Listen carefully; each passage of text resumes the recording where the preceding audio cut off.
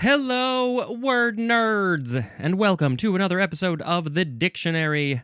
I am your host, Spencer, and this specific person, this Spencer, is almost 45 years old, and 45 is our first word in this episode. Just a few more months at the time of airing when I shall be 45 years old, and I won't feel old at all. Okay, 45. It's two words with a hyphen. Noun from circa 1623. Number 1. The age that Spencer is almost. Nope, that's not it at all. It just says to see the number table. And, at the end of the previous episode, we had just the word 40, but I don't think we're going to have 41, 42, 43, 44, 46, 47, 48, 49. We're not going to have all of the numbers because we can't put them all. They just put the important numbers in here, and for some reason, 45 is a really important number. Why? Well, let's go to number 2. It is a .45 caliber handgun, and it is usually written .45 because it is a .45 caliber handgun, which is I think it's 45 millimeters. It's something like that, which is 0.45 of a meter, I think. Why would they put the point in if it's 45 millimeters, not milliliters, millimeters? Why wouldn't they just write it 45? Because you say it's a 45. 0.45 is what? No, that's not what I wanted to do. Is what caliber? Let's see. Let's get 9x19, no caliber. See, that's not helpful at all. People just know these things, and I don't know these things. I think it's the width of the bullet. It's something like that. I'm not looking up the right terms, but that's what it is. So the gun is called a 45.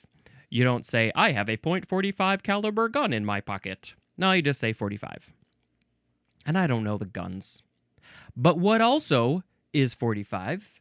It is number 3, a phonograph record designed to be played at 45 revolutions per minute.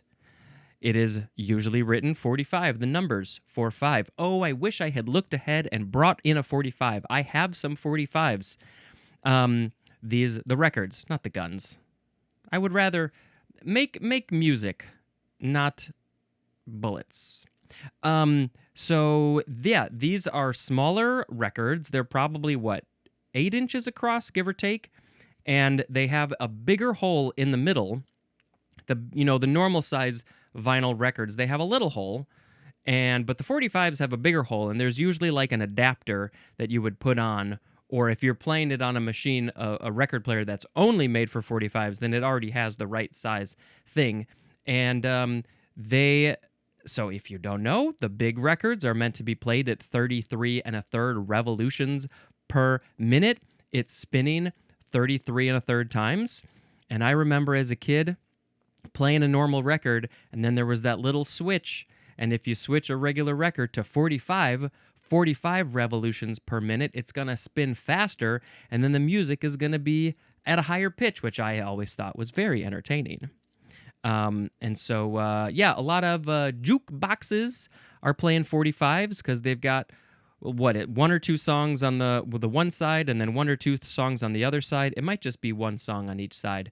And those are perfect for jukeboxes. They're not taking up a lot of space, and they're great. I have some 45s. I don't know if I have any old original 45s, but They Might Be Giants have released a handful of 45s through their fan club and such, and so I've got a handful of those, and those are probably most of the ones that I got. There's also 78s. 78 trombones? No. So these are very old records that are meant to be played at 78 revolutions per minute. It's going around more than once a second. It's like, whoa, woo, woo, woo. That's what the record's doing. We found a 78 of my grandma singing when she was like 8 or 10 years old. They probably went to one of those, I don't know, was it like a boardwalk kind of thing where you could record yourself singing and then they press it onto a 78. And so I found an old Victrola, I think, that plays at 78. And so I bought it. It was only like $50. And so I bought it and we were able to listen to my grandma singing. And I will put a link to that in the show notes because I recorded video and it's very cute. The part where the needle comes down was broken, and so I sort of had to like hold it up so it wasn't fully falling down. So that was a little bit weird, but maybe someday we'll get it fixed. Okay, so those are 45s. You know, you got some singles by musicians in the 70s playing, but putting their music on 45. 45, also with a hyphen, is an adjective, and 45 again with a hyphen is also a pronoun and plural in construction. Give me those 45s, put a quarter in the jukebox, and play me a 45. All right, my sound effect today will be pew. Now we have 40 hours. This is two words. The F and the H are capitalized. This is a noun from 1759. It is a Roman Catholic devotion in which the churches of a diocese in 2-day turns have the Blessed Sacrament exposed on the altar for continuous daytime veneration. And I don't know what any of that meant, but I assume it takes place over 40 hours, which is almost 2 days, and they did mention 2 days in the definition. 2 days would be 48 hours. And so, I don't know, it's a Roman Catholic thing that takes place in 40 hours. Whee! Next is 49er, 2 words with a hyphen. It is a noun from 1853, and no, I don't think the football team existed in 1853, but what did exist was one taking part in the rush to California for gold in 1849. And then 4 years later, they called them by the name of the year that they left, the 1849ers. And that was too much. So then they just called them 49ers because they were like, I'm going to go get my gold, and I'm doing this in the year 1849. And I guess the 49ers are the football team in California. One of them. One of the many, many. And it's an interesting name for a football team. We're going to call you, because you were going looking for gold 100+ years ago. I mean, I don't know. I guess the football team, you could say that they're going for gold. They're the 49ers. I think the 49er football team, at every break, every timeout, at halftime, they should just get out their little things and pan for gold. Because, you know, if you're going to be called the 49ers, you got to be actually looking for gold. Okay, those were the 49ers. Whee! Next is 40 winks. 2 words. Noun from 1828. It is a short sleep, and the synonym is just nap. I do not typically take 40 winks. I take many, many more winks than that at nighttime when I go to actual sleep. Rarely do I take 40 winks. I am so curious, though, as to why did they call this 40 winks? In the 1800s, before people were looking for gold, they were taking naps and they said 40 winks. I just need 40. You know, 42 winks might be a little too much, and I don't feel quite rested enough if I take 35. So I think 40 is a good. I'm just gonna sit there and wink my eyes. Now, why isn't it 40 blinks? A wink would be with one eye, but blinks are with both eyes.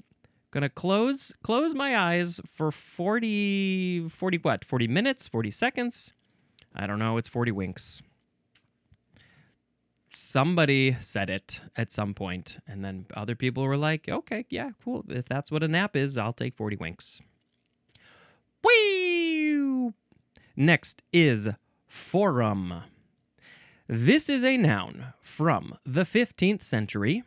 Number 1A, the marketplace or public place of an ancient Roman city forming the center of judicial and public business. It's business time for the public. Well, I, not too long ago, had a work trip to Rome, and my friend and tour guide, Yuval, showed me around, and we went to the place where Julius Caesar was murdered. And I believe that area was called the Forum. There were like 3 stages for essentially like the 3 branches of government.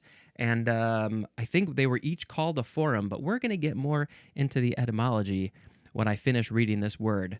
But yes, it's the area where people get to talk about stuff. The government officials talk about stuff. The public gets to say what they think. And of course, you can see how this has evolved into what we typically think of as a forum. Like, we got these more definitions. 1B, a public meeting place for open discussion. If you want everybody to give their opinions, then you have a forum. If you want it to be a little bit more private, then you got to have something else. But the forum is the place where people can discuss openly what they think. I think this is a good idea to sell food at school. I think it's a bad idea to get rid of all the bike trails. Number 1C, a medium of open discussion or expression of ideas, and examples of this medium would be a newspaper or online services. There are lots of forums on the web. A lot of companies out there, like, for instance, I'm thinking of Adobe. They have a lot of products that people are like, how do I do this thing? I'm having a problem with the thing. I know, I'll go to the forum on the internet, beep boop, and I shall ask my question or find somebody who's already probably asked the question. Go to the forums. Ask the people what they think about your issue.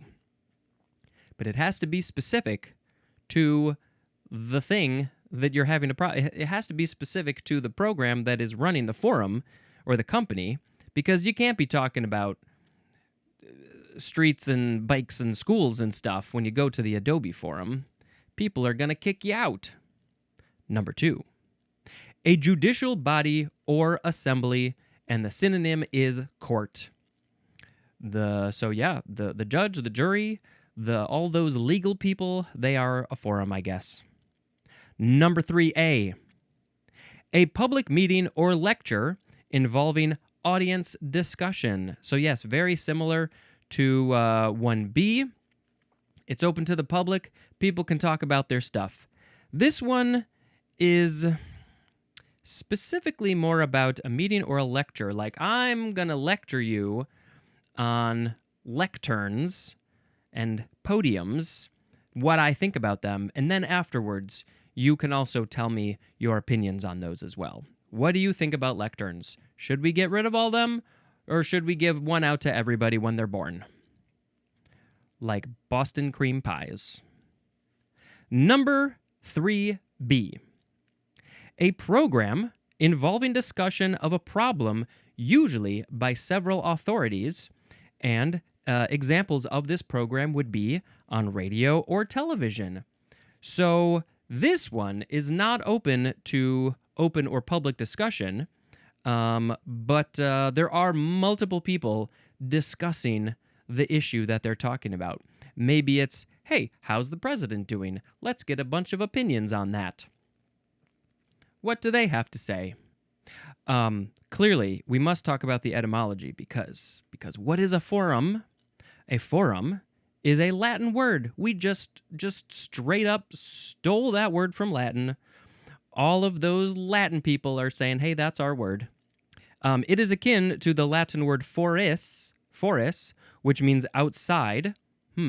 So yeah, typically this was literally a place where people would gather to discuss outside. They did this outside. It is also from fores, F-O-R-E-S, which means door.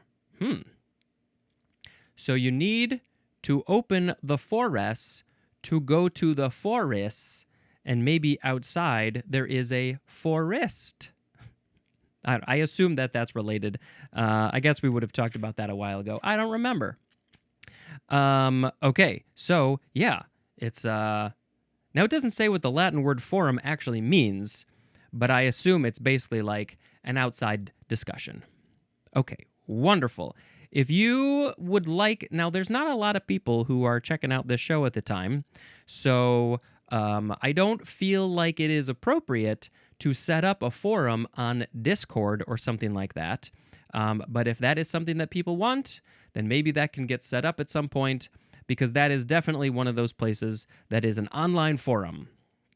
I don't think there's a lot of, other than like city meetings, I don't think there's a lot of other forums happening. It's mostly online. Woo! Next is the word forward, which is, this is the first form. Forward. You could also just say forward. No R sound there. Forward. Forward. And then the southern people like to say farward. Farward. Because just that's how their accent works. Don't be judging them. Adjective from before the 12th century. Number 1A. Near, being at, or belonging to the forepart. So would this be like the forepart of my arm is my forward arm. Here's my forward arm and here's my backward arm. Number 1B. Situated in advance. In advance of other people. Maybe, again, it's like a foot race, and then the people in the front are the forward people. I've done a couple of big races, and I was never the forward people. Those are the fastest people. I was way in the back. Number 2A. Strongly inclined, and the synonym is ready. So I am feeling, wait, this is an adjective. Okay, so I'm very strongly inclined. I'm ready to do this. I'm a forward kind of person, just ready to go at the moment of a drop of a hat, spinning on a dime. Forward. This one is a little bit odd to me. Number 2B. Lacking modesty or reserve. The synonym is brash. Yes, a very forward person is one who is just willing to kind of just say whatever to you. If they think that your hair is looking funky, then they might be like, hey, your hair is looking funky. Because they're brash, they don't care. They're like, maybe they have a little bit less of a filter than maybe some other people. And I am definitely not this type of forward person. I am not going to say whatever pops into my head. I'm going to keep it into my head because I feel like that it could be a little bit disrespectful if I just blurt out whatever's on my brain. Except here. Sometimes I keep my mouth shut even here. But yeah, no modesty, no reserve. They're not reserving their thoughts for themselves. They're just letting out all of their thoughts. And they're very, oh, you're so forward. You're so forward when you tell me that. I automatically think of Cosmo Kramer from Seinfeld. He was a very forward person. He would just say whatever he wanted. Number 3. Notably advanced or developed, and the synonym is precocious. So their development is further along. It's more forward than other people who have been left behind.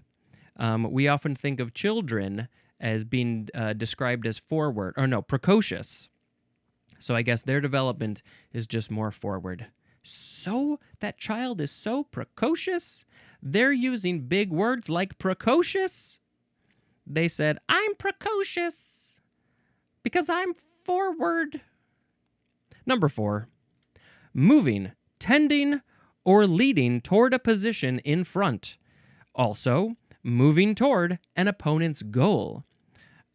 So you're going towards the goal, tending to go to the goal, leading toward the goal, and for them, that's forward progress. You are going towards the goal. You're trying to get the ball into the opponent's goal, And that's very good forward progress for yourself. You don't want to go backwards. You don't want the other team to go forward, and then you go backwards. That's a very bad place to be in when you're playing one of them sporty games.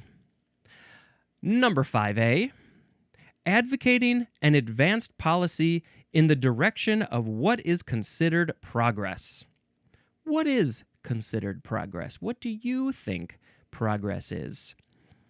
An advanced policy in the direction of what is considered progress. Well, I guess for this show, I am slowly moving forward. Just literally doing this episode by episode is making forward progress. If the goal is to just get through this, if I get more numbers and more people and stuff, that would also be pretty good forward progress. But really, I'm just taking it baby steps, one word at a time. 5B. The synonyms are extreme and radical. And how do you use this one in a sentence? Oh man, that was so forward when you did that skateboard trick of kicking it up and flipping it over your head and then landing on your butt. That was a forward move. Extreme or radical? Forward.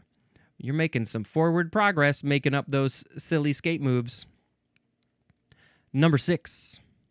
Of, relating to, or getting ready for the future. As in, forward buying of produce. Now, I would never use that sentence. I would never use this in that way. But you are looking to the future. If you're buying produce because later tonight you're going to cook up that produce in a wonderful stir fry and you're going to get all your veggies and stuff, then you would be looking ahead, getting ready for the future.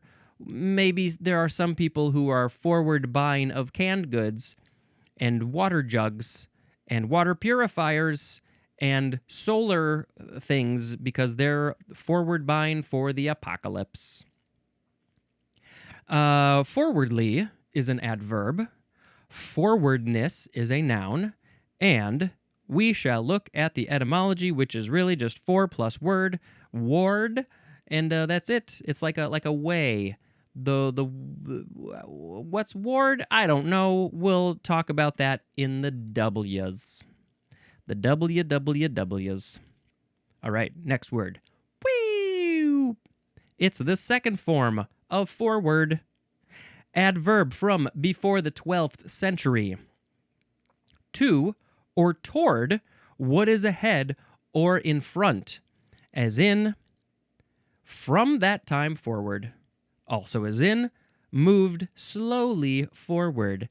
That snail is moving slowly forward. They're going from that point, and they're just going straight in front of them. Whatever's in front of them, they're going toward that.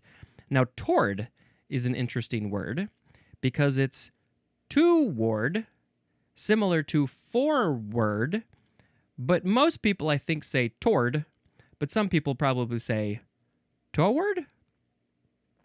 I don't know. Do you say that? How do you say that word? I think I just say toward. Toward. Tortoise? Tortle? Towards and fingers? Okay. Whee! Now we have the third form of forward. And, this is a verb from 1596. It is only transitive. Number 1. To help onward. The synonym is promote, as in, forwarded his friend's career. Oh, that's very nice of him. He was helping his friend get to the next ladder step in his career. He said, hey, I think you should hire this guy. He's real good at what he does, and I like him, and he deserves the money, so I'm going to forward his career going up the chains. Number 2A. To send forward. The synonym is transmit, as in, will forward the goods on receipt of your check. Once I get your money, I will then forward what you bought onto you, but I can't do that until I get your money. Please and thank you. I will transmit it. Through the airwaves, I will use the Willy Wonka technology and send it over the television waves forward to you. Number 2B. To send or ship onward from an intermediate post or station in transit. As in, forward mail. So it goes to one place. The mail, you send the mail from your post office, and then it goes to another post office, and then that gets forwarded on to another post office, and then maybe another one, and another one, and then it finally gets to you. We can also say forward email. You probably know where that forward button is. If somebody sends you an email and you're like, you know what, I have a friend who would really love to get this email of a hippo having a dance with a rhino, and they would like to see that. So I'm going to forward it on to my friends. A synonym for the whole thing is the word advance, just pushing it along, sending it along from one place to another place. That's what this one's all about. Getting a new job, sending mail, transmitting, all those things. Whee! Now we have the fourth form of forward, which is the last form. It is a noun from 1879. This is a player who plays at the front of his team's formation near the goal at which his team is attempting to score. They call that job, that role, what's your occupation? I am a forward. Oh, what team do you play on? I play for the football team, the 49ers. I'm a forward on the 49ers. And so I gotta go to the other team's goal and just wait patiently for somebody to throw me the ball so I can do something with it and get it in the goal.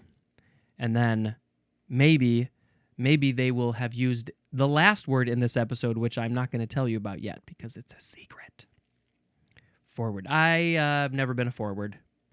But it's confusing because, like basketball, now I don't really pay too close attention, but they've got forwards and guards and a center, but they're all running all over the place, right? Why do you even have these names when everybody's running around? Like, do they have these positions that they go to more often than others? But they're just running all around. It's very confusing. Okay, next one. Whee! Now we have forward air controller. 3 words. Noun from 1952. This is a military officer who directs from a forward position on the ground or in the air the action of combat aircraft, engaged in close air support of land forces. So they are controlling the things in the air for a military situation. Officer directs from forward position, but they're in the forward position, so they're like maybe far up in the battle and they can see what's going on. How do they stay safe? I don't understand that at all. Next is forwarder. Forwarder. Noun from 1549. This is one that forwards, especially an agent who performs services designed to move goods to their destination. And examples of what these services are would be receiving, transshipping, and also delivering. I'm going to receive the goods. I'm going to do some stuff with them. I'm going to send them on their way. I'm a forwarder. All I do all day is forward things from one place to another. I'm doing some transshipping. I'm like an octopus. All right, now we got to go to... Whee! It's forward-looking. 2 words with a hyphen. Adjective from 1800. This is concerned with or planning for the future. What did we see that earlier definition? Forward. This was the adjective. Getting ready for the future. Forward buying. People who are forward-looking are probably forward buying stuff for the future. Always planning for the future. What am I going to do later? I'm not feeling very forward looking today. I think I'm going to be backward looking. I'm going to look backwards all day. I'm going to look at my past. I'm not going to think about the future. But you know what? The future's going to come and get you. You might not want to think about it, but it's coming for you. It's always coming. It's just always right there, ready to get you. You never get there, but you always get there. Time is weird. All right, let's do one more word for this episode, which is wee. Should have done this arm, but I'm a lefty, so that felt weird. It is forward pass, 2 words. Noun from 1890. This is a pass, as in football. Probably, well, I guess it could be either football. A pass made in the direction of the opponent's goal. You don't want to kick it backwards, although sometimes you do. Sometimes you do a backwards pass because in the moment you're like, I can't kick it forward. I have to kick it backwards to one of my teammates or throw it. I know American football has rules that if you're not the quarterback, you can throw it to the side or you can throw it backwards, but they can't throw it forwards. There's lots of rules like that. But typically in American football, the quarterback is doing a forward pass, and in, the rest of the world football, they're kicking it all over the place. A lot of times more often than not, they're doing forward passes because they want to get it to that goal. And then they can go, yay, we made a goal today. Finally, we learned how to do a forward pass. We didn't know how to do that before. All right, let's now pick a word of the episode. Today we had 45, 40 hours, 49er, 40 winks, forum, forward, forward, forward, forward, forward air controller, forwarder, forward looking, and forward pass. And I think we just got to pick 45 as the word of the episode. A 45 spins, 45 times per minute. A 45 has lots of spins and lots of grooves to make the sounds, and it's probably a pretty groovy 45. Friggin-tastic. I think I may have another movie to tell you about because we have reached the time of the show where Spencer tells you about a movie. Let's scroll to the bottom of the list. I think I mentioned The Ugly Sister, so let's put a little mark there. Then I watched, all by myself, I went to see Thunderbolts, which was, I think it's very good. I am not a connoisseur of the comic book movie genre. I have seen most of those movies and some of the shows.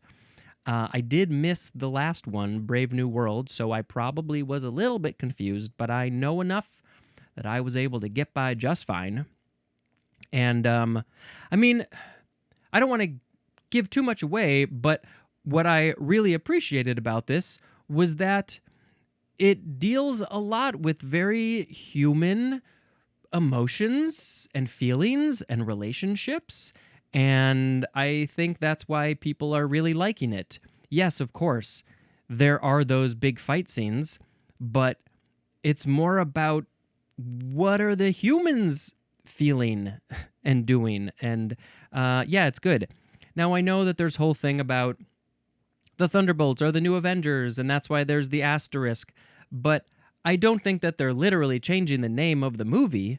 Although, I think there are some places that do use the new Avengers. Yes, is that a spoiler? Sure, whatever, but by now you probably have heard. But I think the movie is going to stay as the title, Thunderbolts, and then going forward. Aha, I used the word in today's episode. Going forward, from this point on, they shall be called the new Avengers. And there's another person, too. But yeah, I enjoyed it. It was fun. It was funny and emotional and action-y and good stuff. So, Thunderbolts and lightning, very, very frightening to me. Galileo, Galileo, Galileo, Galileo, Galileo, Figaro Magnifico. Blah, blah, blah. This has been Spencer dispensing information. Goodbye.